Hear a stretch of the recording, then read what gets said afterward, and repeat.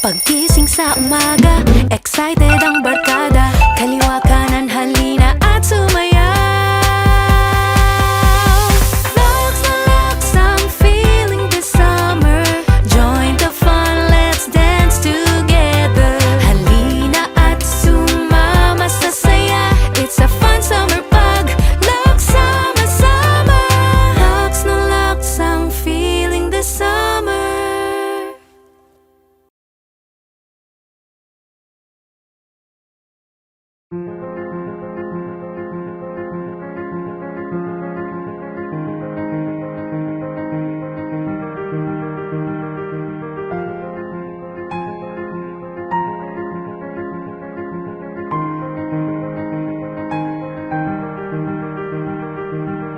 Sa panulat ni Michael Dio,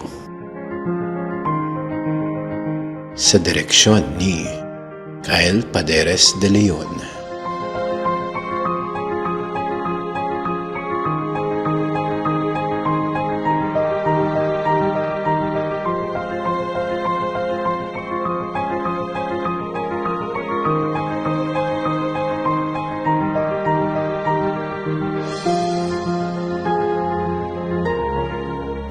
Papiyahe ka po ba?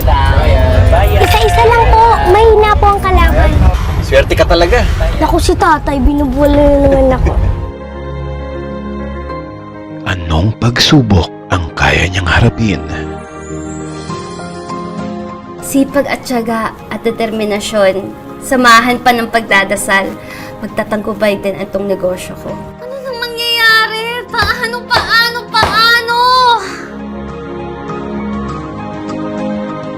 Para sa pamilya. Hindi ko na alam ang gagawin. Ipit na tayo. Huwag ka mawala ng pag-asa. Mapaparaanan natin to.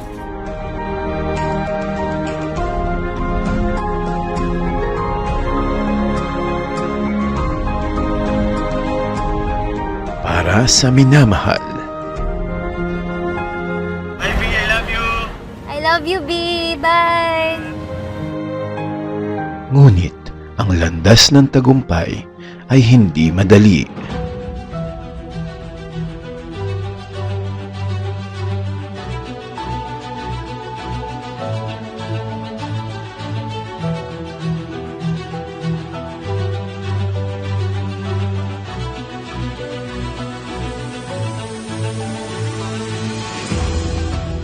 Ikaw, saang landas ka dadalhin ng iyong bawat hakbang?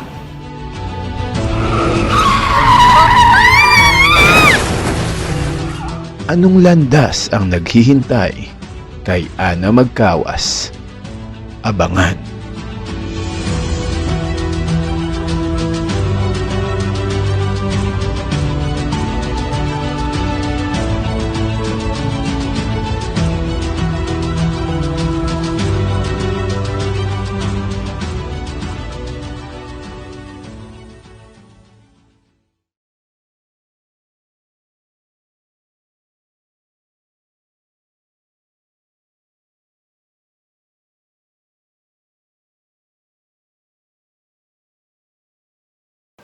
Ngayong Holy Wednesday, sa pagtatapos ng Landas sa Tagumpay, The Ana Magkawas Story, ano nga ba ang mangyayari sa panibagong pagsubok ng pandemya? Ito ba ay magiging hadlang sa kanyang pangarap o magbibigay ng panibagong pag-asa?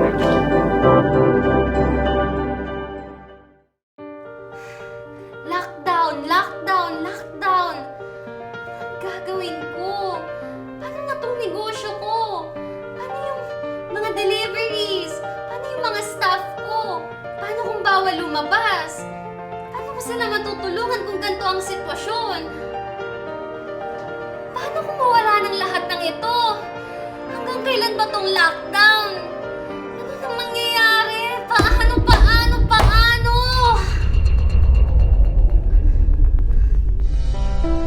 So yung tanong talaga na pumasok talaga sa isip ko noong time na yon is paano na? Paano na yung business? Paano yung mga staff namin? Paano sila sa sahod? Paano kami mag-ooperate? Kasi syempre, papasarado yung mall, 'di ba? So, wala kami magiging customer. And paano yung mga transactions, paano yung delivery, kasi nagpapaship kami. So kung hindi pwedeng lumabas, ibig sabihin, hindi ka pwede magbenta, hindi ka pwede magpaship ng mga items. So nung talagang nag-isip kami ng paraan, paano yung gagawin namin para kahit papaano, hindi rin maapektuhan yung mga staff namin. And until na naisip namin na dalhin namin yung tindahan sa bahay namin. So yung mga bags na nandun is inuwi namin, hinakot namin isa-isa sa bahay. And then from there, gabi-gabi nag-online selling kami, nag-live selling kami. Yun yung time talaga na ang daming nanonood, nakatutok yung mga tao, and very overwhelming, nakakatuwa kasi natutuwa naman sila, nag-enjoy sila na pinapanood. Kahit na, alam mo yung pandemic, parang nagkaroon ng libangan yung mga tao. So yung time na namang problema ka, biglang all of a sudden, naging blessing in disguise pala para mas mabigyan pa ng chance na maipakita namin yung mga products namin sa maraming tao. And nagtuloy-tuloy. So yung mga tao namin, yung mga staff namin na sa bahay na rin nakatira, tuloy-tuloy din yung sahod nila. Good thing naman na nagkaroon tayo ng mga permits, nakalabas tayo, nakapagpa-ship pa rin tayo. Siyempre, sumunod lang tayo sa mga guidelines and protocols that time. And nagkaroon din tayo ng chance para makatulong dun sa mga ibang mga nangangailangan nung time na yon. So, nag-gift giving din tayo, namigay tayo ng mga groceries, ng mga pabigas. So, in a way, nakatulong din tayo sa community. So umpisa, andun talaga yung takot na baka nga walang bumili. Kasi syempre, namumroblema na yung buong sambayanan, di ba? So, yung binibenta namin is hindi naman siya necessity. Hindi naman siya essential. So, yung mga bags na, alam mo yun, parang, ano siya eh, luho siya eh. Luho in a way na magbabag ka ba, nasa loob ka lang ng bahay. Di ba? Pero surprisingly, nagulat talaga kami na naging maganda rin yung response ng mga tao. Na nabibili pa rin kahit papano. Malaking blessing din ang nangyari sa amin nung time na after pandemic because ito rin yung nagbigay daan para mapasok natin yung beauty and wellness industry. Which is, ako sa sarili ko, hindi ko na-imagine or hindi ko naisip na magkakaroon ako ng chance. And yung mga tao mismo yung nag-udyok sa akin para pasukin yung industriya na to. And ngayon na, ito na ang Lux. Unti-unti, nakakamit niya yung tagumpay na never kong na-imagine na mangyayari talaga. Thank you, Luxers, for today! And don't forget to take your vitamins daily para iwas COVID-19. Thank you so much, Luxers! Bye! Yay! Dami nating orders for today! Thank you, Lord! Kamusta kayo dyan? Kaya nga po, Miss Ana, ang dami nating orders kahit pandemic. Ang galing niyo talaga, ma'am. Nakakatuwa talaga, Miss Ana. Nag-work kami kung saan kami kukuha ng ipapadala sa pamilya namin dahil nga po nag-lockdown. Thank you po, Miss Ana.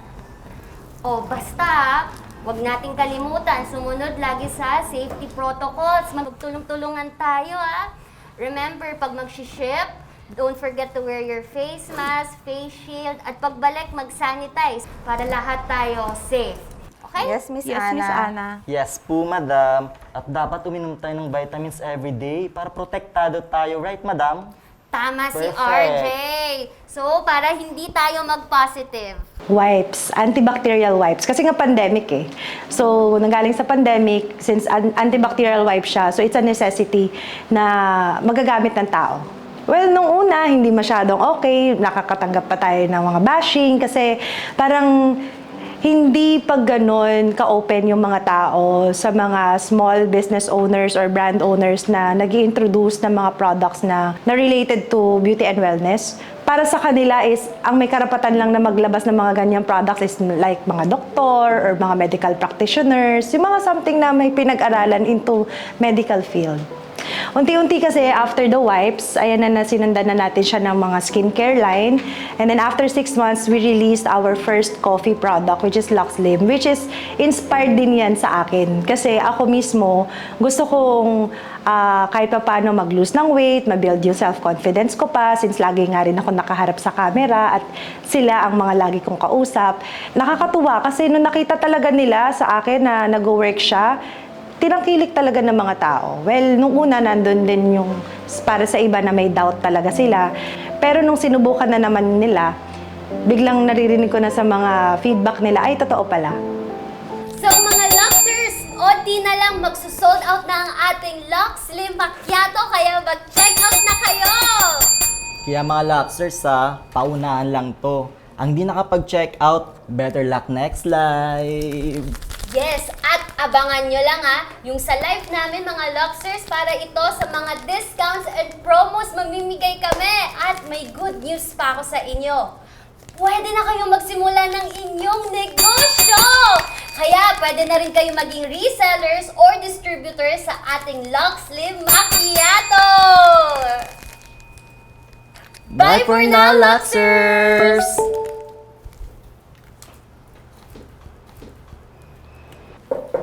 B, excuse me. Naka-ready na yung pagkain. Alam ko, gutom na kayo. Tara, kain na tayo. Tara, kain na tayo. Madam, Boss Mel, may gusto kasing sabihin sa inyo eh. Oh, ano yun, RJ? Hindi naman lingid sa kaalaman nyo po, Madam Boss Mel. Nag-apply ako sa ibang bansa. Natanggap po kasi ako eh. Naka-receive na rin po ako ng email. Okay na rin po yung visa ko. Masaya ako para sa'yo, RJ. Pero ngayon mo ba kami iiwanan? Ngayong lumalago na yung negosyo natin? Tapos ang dami pa nating natutulungan ng mga Pilipino magkaroon ng negosyo. Ngayon pa ba? RJ, di ka na iba sa amin. Parang pamilya ng turing namin sa'yo. Sa hirap at ginhawa, walang iwanan. Salamat po. Masaya rin po ako dahil naging success yung business. At masaya rin po ako kasi maraming sumusuporta at nagmamahal sa atin. Pero nakapag-desisyon na po kasi ako eh.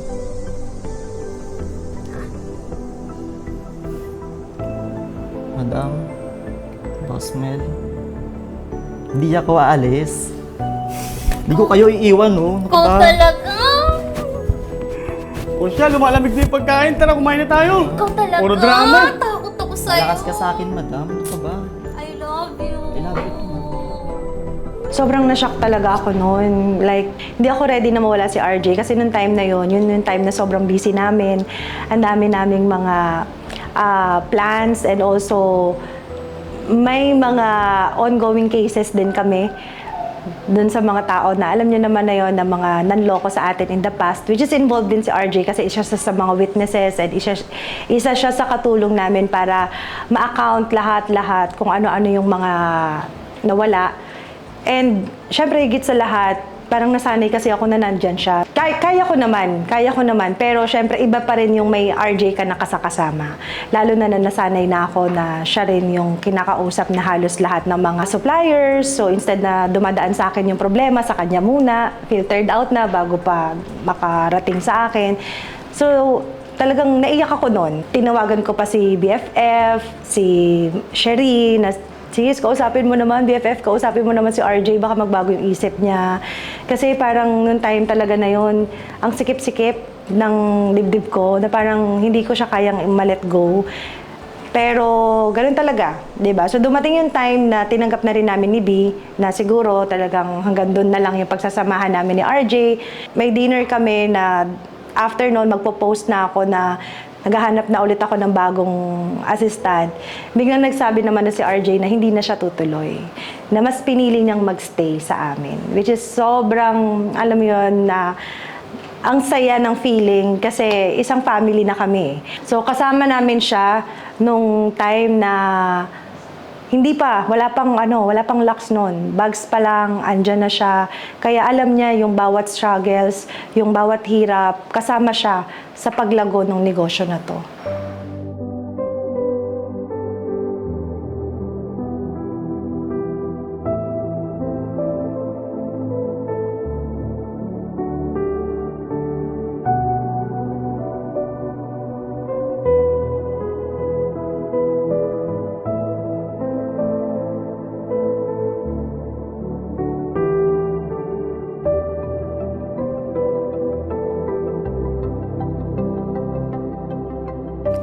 Maraming salamat po sa lahat ng mga blessings po ninyo.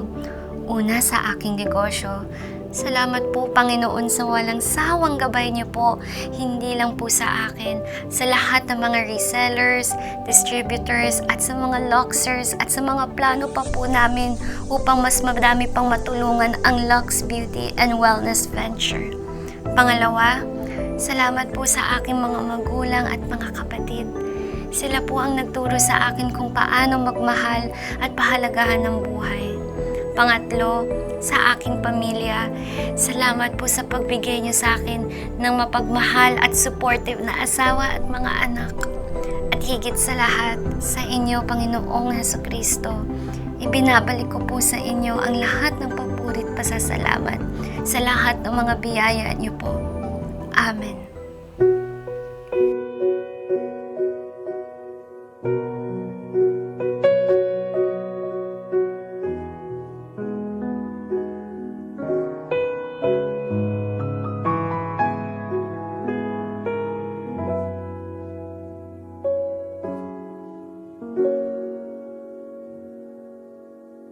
Ikaw lang ang pag-asa ko, tanging ikaw ang buhay ko, Jesus.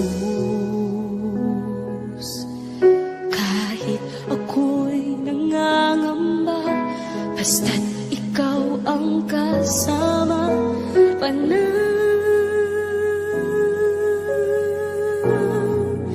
na.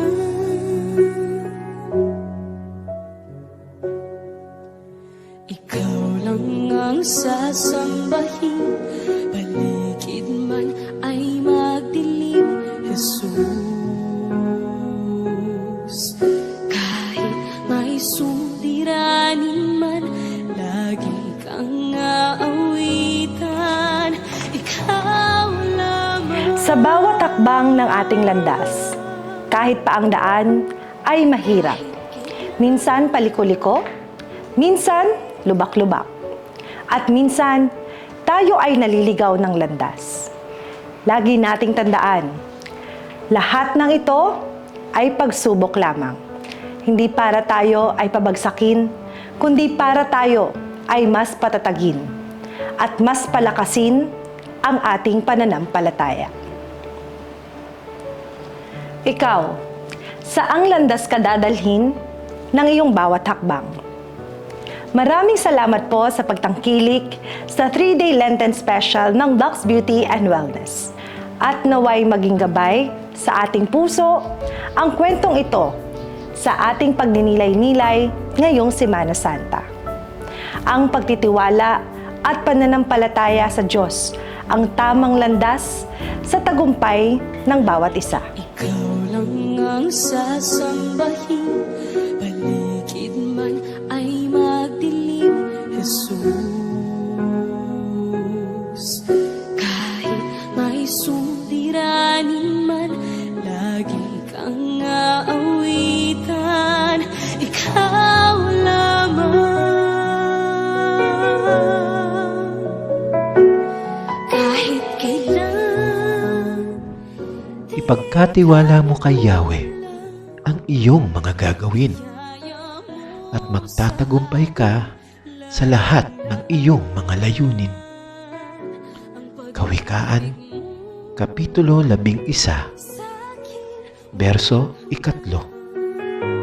inibig mo ako noon pa man.